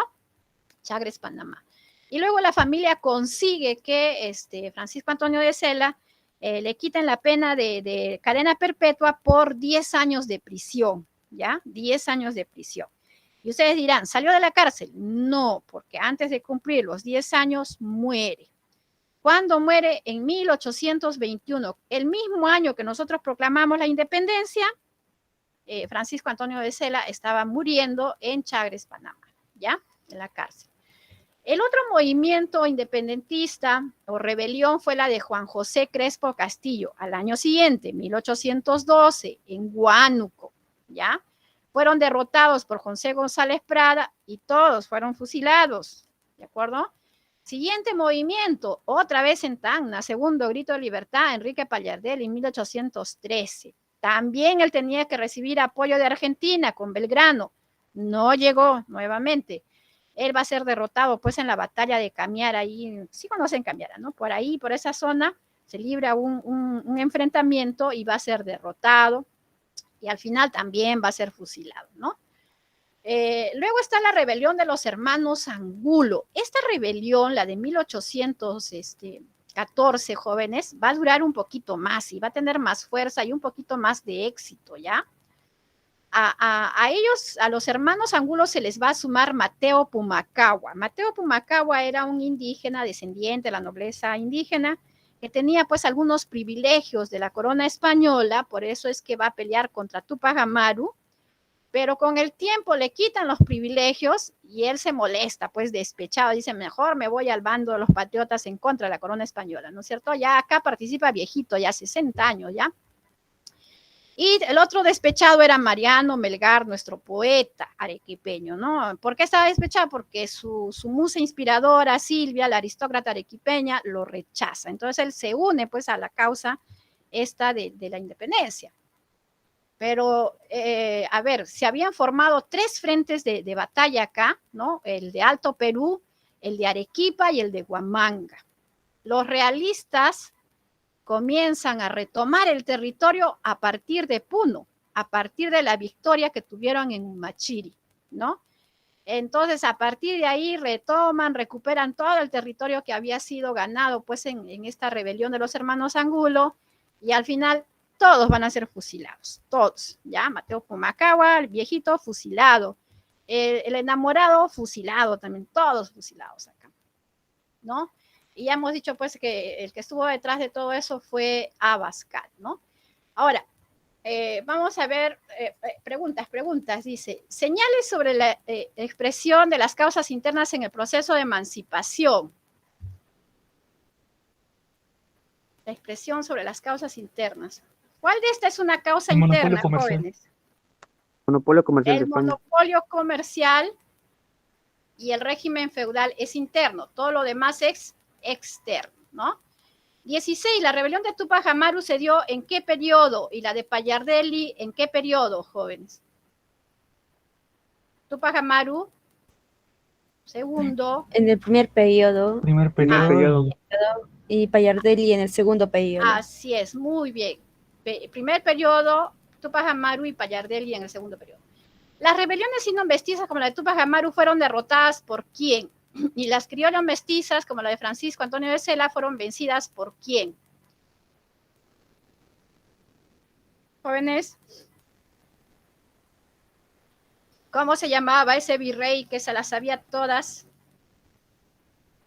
¿Serna o no creo? Abascal, ¿no es cierto? Abascal. Abascal venció pues y el otro era Jáuregui, ¿no? Jáuregui venció a Tupac Amaru y Abascal venció a los otros, a los próceres que hemos hablado ahorita, ¿no? Angulo, Mateo Pumacahua, la rebelión de Sela, de Pallardelli, todas ellas fueron sofocadas por Abascal. 18, precursor continental considerado como el primer precursor del Perú y América, el arequipeño de Pampacolca, el sacerdote jesuita expulsado en 1760. Juan Pablo Vizcardo. Juan Pablo. Así es, Juan Pablo Vizcardo y Guzmán, que escribió Carta a los españoles americanos, ¿no? Sobre los peruanos precursores de la independencia, indicar solo las relaciones correctas. Acuérdense que hay solamente 2 separatistas famosos. Ribagüero y Sánchez Carrión, ¿ya? Entonces, ¿cuál de estas expresiones es incorrecta?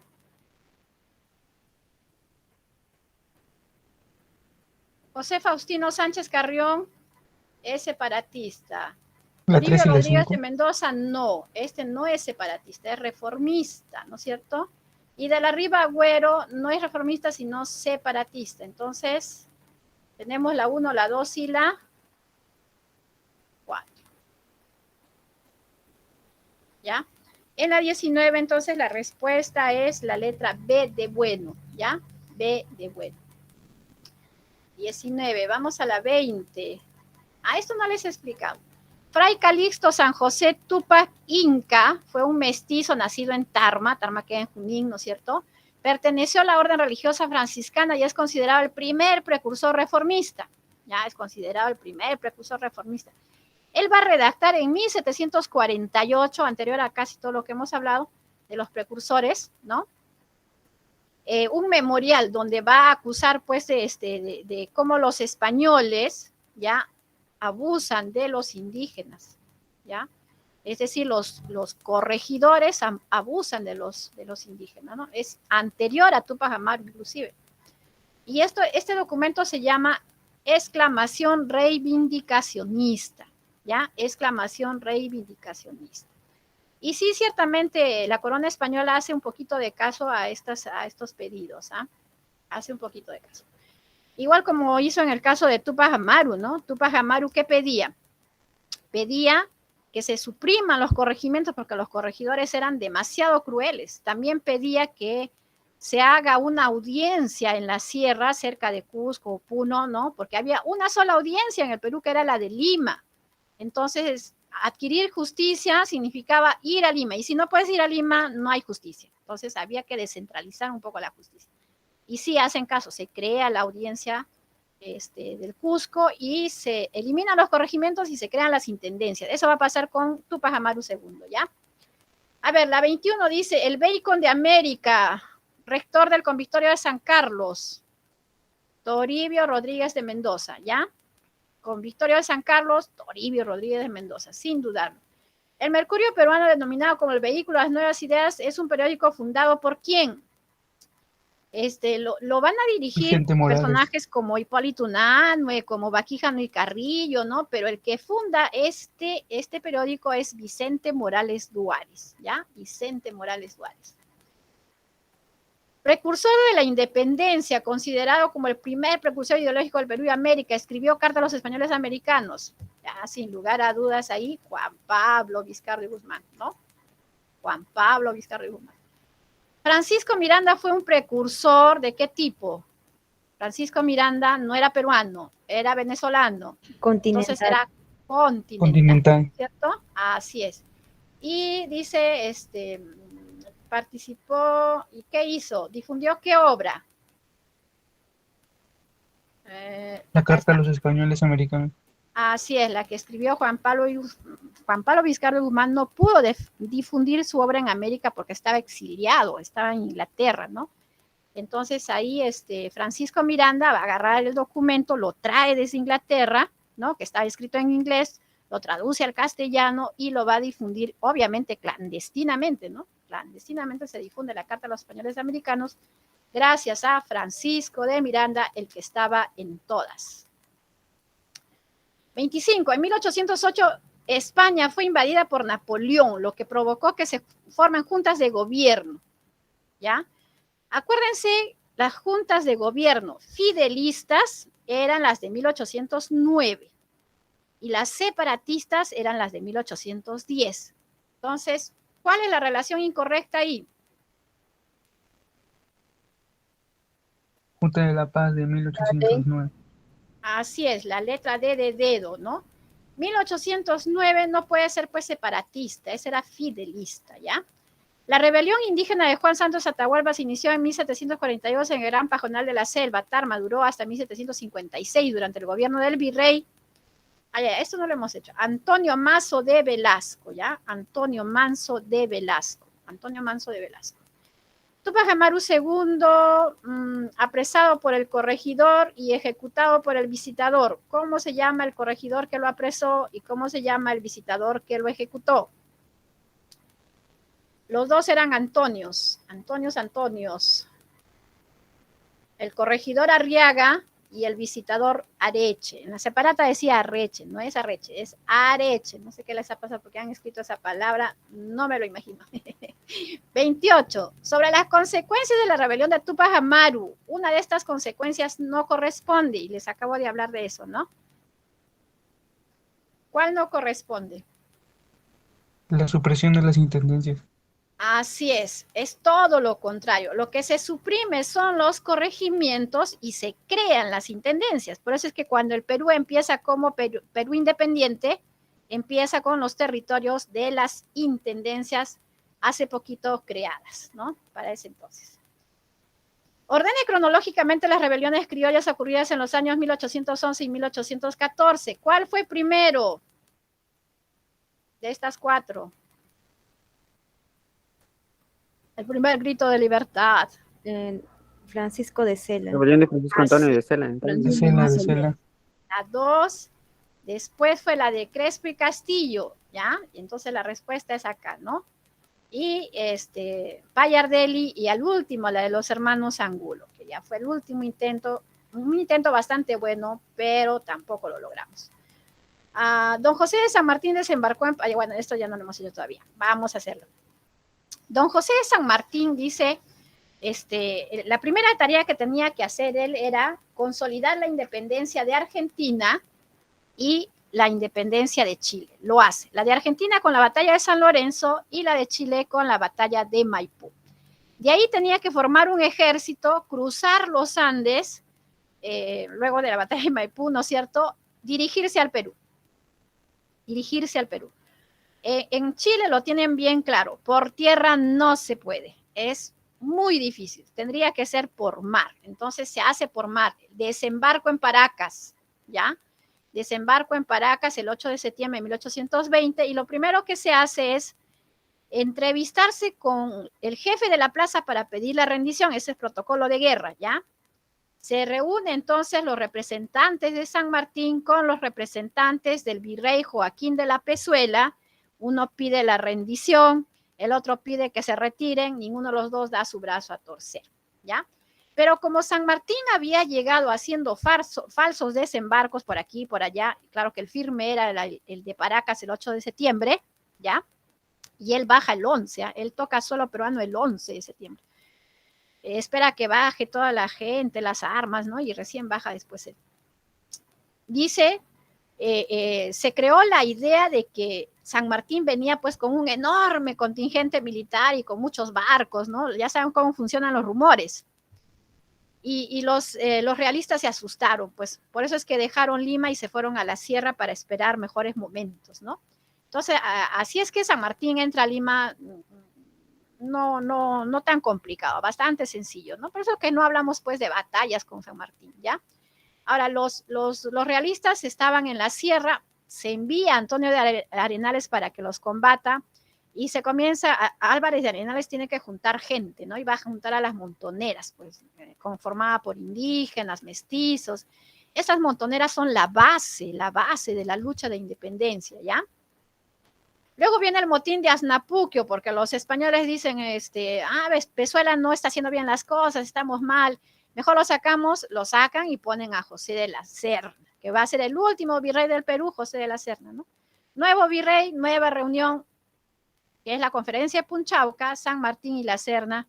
Nuevamente se pretende, pues, que se rinden, ninguno de los dos se rinden, no llegan a ningún acuerdo, y ahí en esa reunión San Martín habla de la monarquía constitucional, de la idea de formar el Congreso Constituyente, pero el virrey no hace caso, ¿no? El 12 de julio se llama a una reunión, no van los criollos, la élite criolla está pues acobardada. El 15 de julio vuelven a llamar y tampoco querían ir, entonces ahí ya prácticamente San Martín los llevó allá así de la oreja, ¿no? Ya tienen que venir a reunirse. Y los obliga a reunirse y prácticamente los obliga a firmar el acta de independencia, ¿ya? De tal manera que el 28 de julio se hace pues toda la ceremonia, ¿no? Ahí en la Plaza Mayor de Lima se proclama la independencia, ya sabe usted las palabras, ¿no? De la causa que Dios defiende, vive la libertad, etc. Luego de este episodio, San Martín dice, hay que elegir un gobernante. Los criollos dicen, nosotros no sabemos, no podemos, dicen, ¿no? Obviamente pues no estaban capacitados y hasta ahora no logramos tener una clase gobernante capaz, ¿no? Entonces le dicen, gobiérnanos tú y te vamos a nombrar dictador. Entonces San Martín dice, no puedo ser dictador. Entonces ya, protector del Perú, ya bueno, protector suena mejor, acepta, protectorado de San Martín.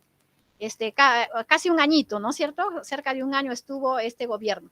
Ya saben ustedes lo que va a haber el himno, se va a preocupar por los símbolos de la patria, ¿no es cierto? La bandera, también se va a preocupar por eliminar el tributo indígena y pretende también eliminar la esclavitud, pero ahí sí saltan con todos los hacendados, ¿no? Los terratenientes, gamonales, no le permiten, entonces al final llegan a un acuerdo, ya. Todos los que han nacido hijos de esclavos a partir del 28 de julio de 1821 serán libres. Por eso se llama la ley de libertad de vientres, ¿de acuerdo? Y luego dice San Martín, como ya venía con un proyecto político, quiere instalar pues una monarquía constitucional. Y ahí le sale al frente Faustino Sánchez Carrión y le dice, de ninguna manera, queremos república. Y ganan los republicanos en el debate doctrinario. Primer debate doctrinario del Perú. Luego viene la conferencia de Guayaquil, porque San Martín no logra pues reunir las fuerzas necesarias para enfrentarse a los realistas que estaban en la sierra, pide ayuda de Bolívar y Bolívar le responde así en sencillo, en un mismo cielo no pueden brillar dos soles, le dice, ¿no?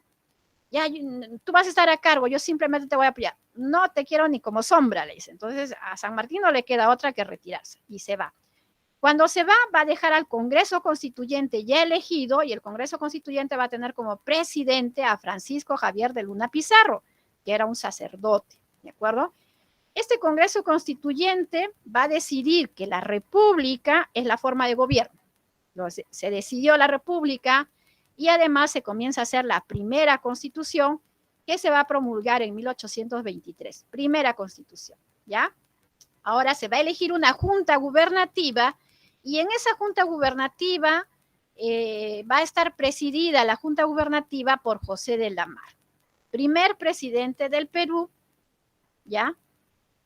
Pero primer gobernante peruano en realidad, porque casi todos los anteriores han sido extranjeros, ¿no? Bolívar también era extranjero, etcétera, etcétera. Obviamente San Martín. Acá les pongo una línea de tiempo, acá vienen los problemas, ¿no? Entre José de la Mar, Ribagüero, acá viene el motín de Balconcillo, José de la Ribagüero lo saca a la mar, bueno, caos político, en ese caos es donde se va a producir pues el fusilamiento de José Olaya, porque los españoles habían recuperado Lima, ¿no? Por un tiempo. Entonces van a pedir ayuda a Bolívar, Bolívar manda de avanzada un contingente militar con su paisano, Antonio José de Sucre, ambos eran pues caraqueños, ¿no es cierto? Y a Sucre va a preparar la llegada de Bolívar, y Bolívar llega un año después prácticamente de que se ha ido San Martín, ¿ya? Ya sabemos, Bolívar pues había hecho una carrera impecable, había liberado Venezuela, Ecuador, Colombia, ¿no? Y cuando llega acá el Congreso al toque lo nombra dictador y él muy bien acepta ese título de dictador, ¿de acuerdo? Nombra a Faustino Sánchez Carrión como su brazo político y a Sucre, que ya había venido antes, lo nombra como su jefe militar.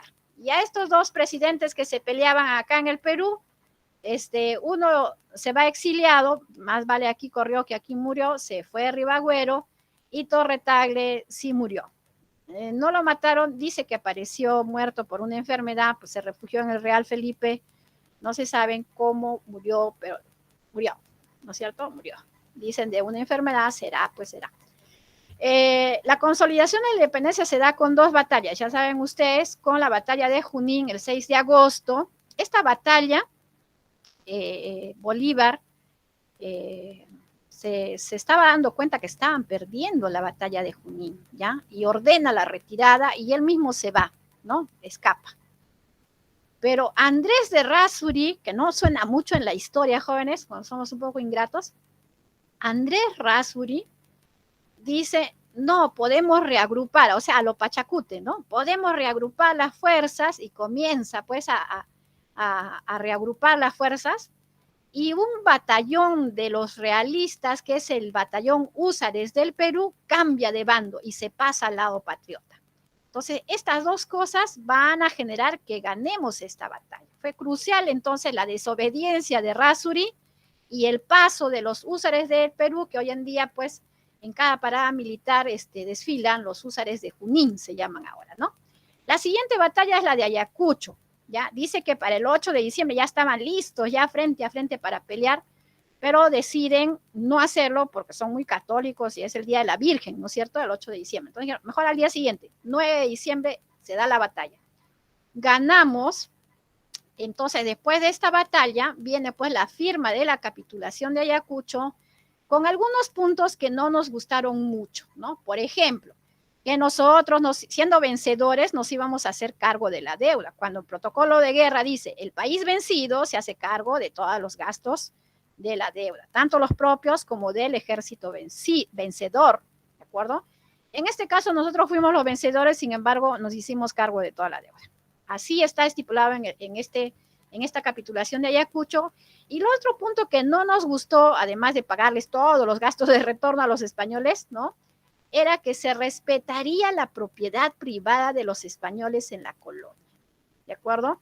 Por eso es que decimos que los indígenas que participaron también en la batalla como base, las montoneras, y por muchos años pues los indígenas no recibieron ningún fruto de esta independencia, ¿no? Muy por el contrario. Inclusive se dio una rebelión indígena después de la independencia que querían reponer la monarquía porque decían, estábamos mejor durante el tiempo de la colonia que ahora que somos república independiente, ¿no?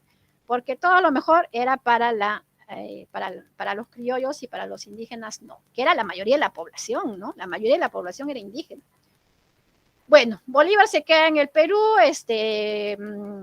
va a tener pues el objetivo de confederar, primero quiere confederar todas las naciones que antes han sido colonias de España, ¿no? Congreso de Panamá, que fue un fracaso, no le aceptaron, y dice, bueno, ya, ahí a ese congreso Chile y Argentina no fueron, ¿no? Porque estaban pues, ellos apoyaban más a San Martín, estaban en contra de Bolívar. Entonces dice, ya, todos los países que yo he independizado vamos a hacer una confederación, la Confederación de los Andes, ¿no? Bolivia, Perú, y todo lo que es la Gran Colombia, es decir, Ecuador, hoy dirían, ¿no? Ecuador, Colombia y Venezuela, ¿no? Pero en Perú no le aceptamos. ¿Por qué? Porque él decía una presidencia vitalicia. ¿Qué quiere decir? Que él iba a ser el presidente vitalicio, o sea, hasta que se muera, prácticamente un monarca. Entonces lo mandamos de regreso a su casa, ¿no? Se fue. Muy bien, jóvenes. Hasta aquí llegamos, porque ya los siguientes para la siguiente clase. Vamos a ver ahora estas preguntas. 30, dice, don José de San Martín desembarcó en Paracas en 1820 luego de haber conseguido consolidar la independencia. ¿Con qué combate se consolida la independencia argentina y con qué combate la de Chile? Chicos. San Lorenzo y Maipú. Así es, San Lorenzo, Argentina, Maipú, Chile, ¿ya? Durante el proceso de protectorado se dio el debate entre los partidarios de la monarquía constitucional y los defensores de la república. Estaban liderados por ¿quién? El republicano a morir, ¿quién era? Faustino Sánchez. Así es, Faustino Sánchez Carrión. Ganó pues el primer debate doctrinario político en el Perú. El 20 de septiembre de 1822 se instala el primer Congreso Constituyente. ¿Quién fue el presidente de este primer Congreso Constituyente? El curita. Javier de Luna Pizarro. Así es, Francisco Javier de Luna Pizarro, o también le conocían como Javier de Luna Pizarro, es el mismo, ¿ya? Luna Pizarro. La conferencia de Punchauca se dio entre el virrey La Serna y San Martín, mientras que la conferencia de Guayaquil era reunir a quién con quién. En un mismo cielo no pueden brillar dos soles. San Martín, San Martín y Bolívar. San Martín, Bolívar. Así es, San Martín y Bolívar. Y fíjense que Bolívar estaba en Guayaquil y después vamos a ver cómo es que Guayaquil, que era de Perú, termina pasándose a la Gran Colombia por influencia de Bolívar. Bolívar se fue ardido del Perú, jóvenes, y después nos va a generar muchos problemas hasta el día que muere, que es en 1830, nos va a hacer la guerra en los primeros años de la República, ¿no? El motín de Balconcillo, primer golpe de Estado. ¿Quién entra al poder con el motín de Balconcillo? El otro separatista, el aristócrata limeño. José de la Riva Agüero. Así es, José de la Riva Agüero. José de la Riva Agüero, primer presidente del Perú. Lamarck fue gobernante, fue presidente de la Junta Gubernativa, ¿ya? Por eso es que no se lo considera, pues, como presidente del Perú, ¿no? Nosotros tenemos el primer gobernante, mire, Lamarck no era peruano, ¿ah? Sucre tampoco era peruano. Si nosotros vemos la lista, El único peruano ahí de los primeros gobernantes era José de la Riva Agüero, el único. Ah, y Bernardo Torretagle, que también era peruano, ¿no? Pero estuvo muy poco tiempo Torretagle. La batalla de Junín ocurrió y la batalla de Ayacucho ocurrió, ¿quién no sabe eso? 6 de agosto y 9 de 5 de agosto, Ayacucho, Así es. 9 de diciembre.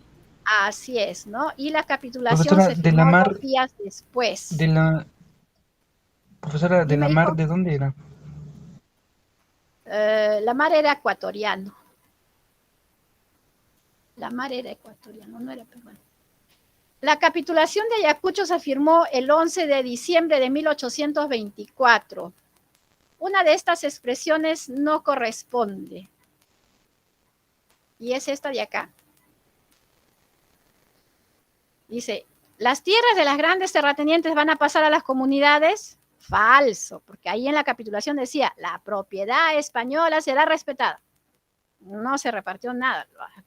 Enormes extensiones de terreno, hectáreas y hectáreas y hectáreas seguían en manos de estos latifundistas, ¿no? Que eran pues los criollos. Es una obra de Simón Bolívar en el Perú durante su gobierno dictatorial. A eso me olvidé de mencionarles. San Martín elimina el tributo indígena, pero cuando entra Bolívar dice, falta dinero en las arcas, hay que poner de nuevo el tributo indígena, y lo vuelve a poner. Y este tributo indígena, acá está, abolió el tributo indígena, no, es este de acá, perdón, restableció el tributo indígena. Y definitivamente se va a eliminar en el gobierno de Ramón Castilla, ¿ya? En el gobierno de Ramón Castilla con los ingresos del guano. Prosperidad falaz. Así es, en la prosperidad falaz, en la prosperidad engañosa, mentirosa. ¿Dónde estamos? Ya, estamos en el Perú. Ya, bueno, jóvenes. ¿Alguna duda hasta aquí? ¿Alguna duda? Este es el tema de la primera modernización del Perú, jóvenes. No lo vamos a hacer ahora, pero miren, eso está listito, está así masticadito para que ustedes lo revisen, ¿ya? Y en la próxima clase lo vamos a hacer bastante rápido, porque no es muy largo, es un tema corto. Y la próxima clase también el tema de la guerra con Chile es cortito. Por eso les decía que cuando hagamos la guerra con Chile, ahí nos vamos a empalmar, ¿no? Es un tema corto, primer militarismo, y luego la guerra con Chile. En realidad, esta primera etapa es pues el preludio para lo que va a terminar en el conflicto de la guerra con Chile, ¿no? Como decir, los antecedentes a la guerra con Chile. ¿Listo, jóvenes? Eso también se los voy a subir ahora para que ustedes lo tengan, por favor. Denle una revisadita y la práctica resuélvanla, ¿ya? De tal manera que cuando hagamos nosotros, no nos demoremos pues en dar la respuesta. Ya, ustedes tienen la respuesta. ¿Ya, chicos? Y la de Chile también. Sí. Lo vamos a hacer igual, ¿ya? La de Chile, o sea, para la siguiente clase toca la de Chile, ¿no? Entonces, estas dos, en la próxima clase vamos a matar estos dos temas en una sola clase. ¿Ya? Hoy día les voy a subir todo, porque como han visto, ya está listo ya, ¿no? Ya está listo, la de Chile también la tengo lista. Está listita. Muy bien, jóvenes. ¿Alguna duda hasta aquí? Ahí está lo de la prosperidad falaz, ¿no? Ahí está Ramón Castilla en las caricaturas que salían en el trencito. Acá dando la libertad a los esclavos, eliminando el tributo indígena. Y este es el de la mamadera del Estado, que hasta ahora no cambia, ¿no? Todo el mundo quiere agarrarse de la mamadera del Estado, la teta del Estado. Muy bien, jóvenes. ¿Alguna pregunta? Chicos, ¿alguna duda? Chicos. Todo claro, más. Ya, excelente. Nos vemos entonces en la próxima clase, jóvenes. Hasta luego. Hasta luego, maestro. Hasta luego, chicos.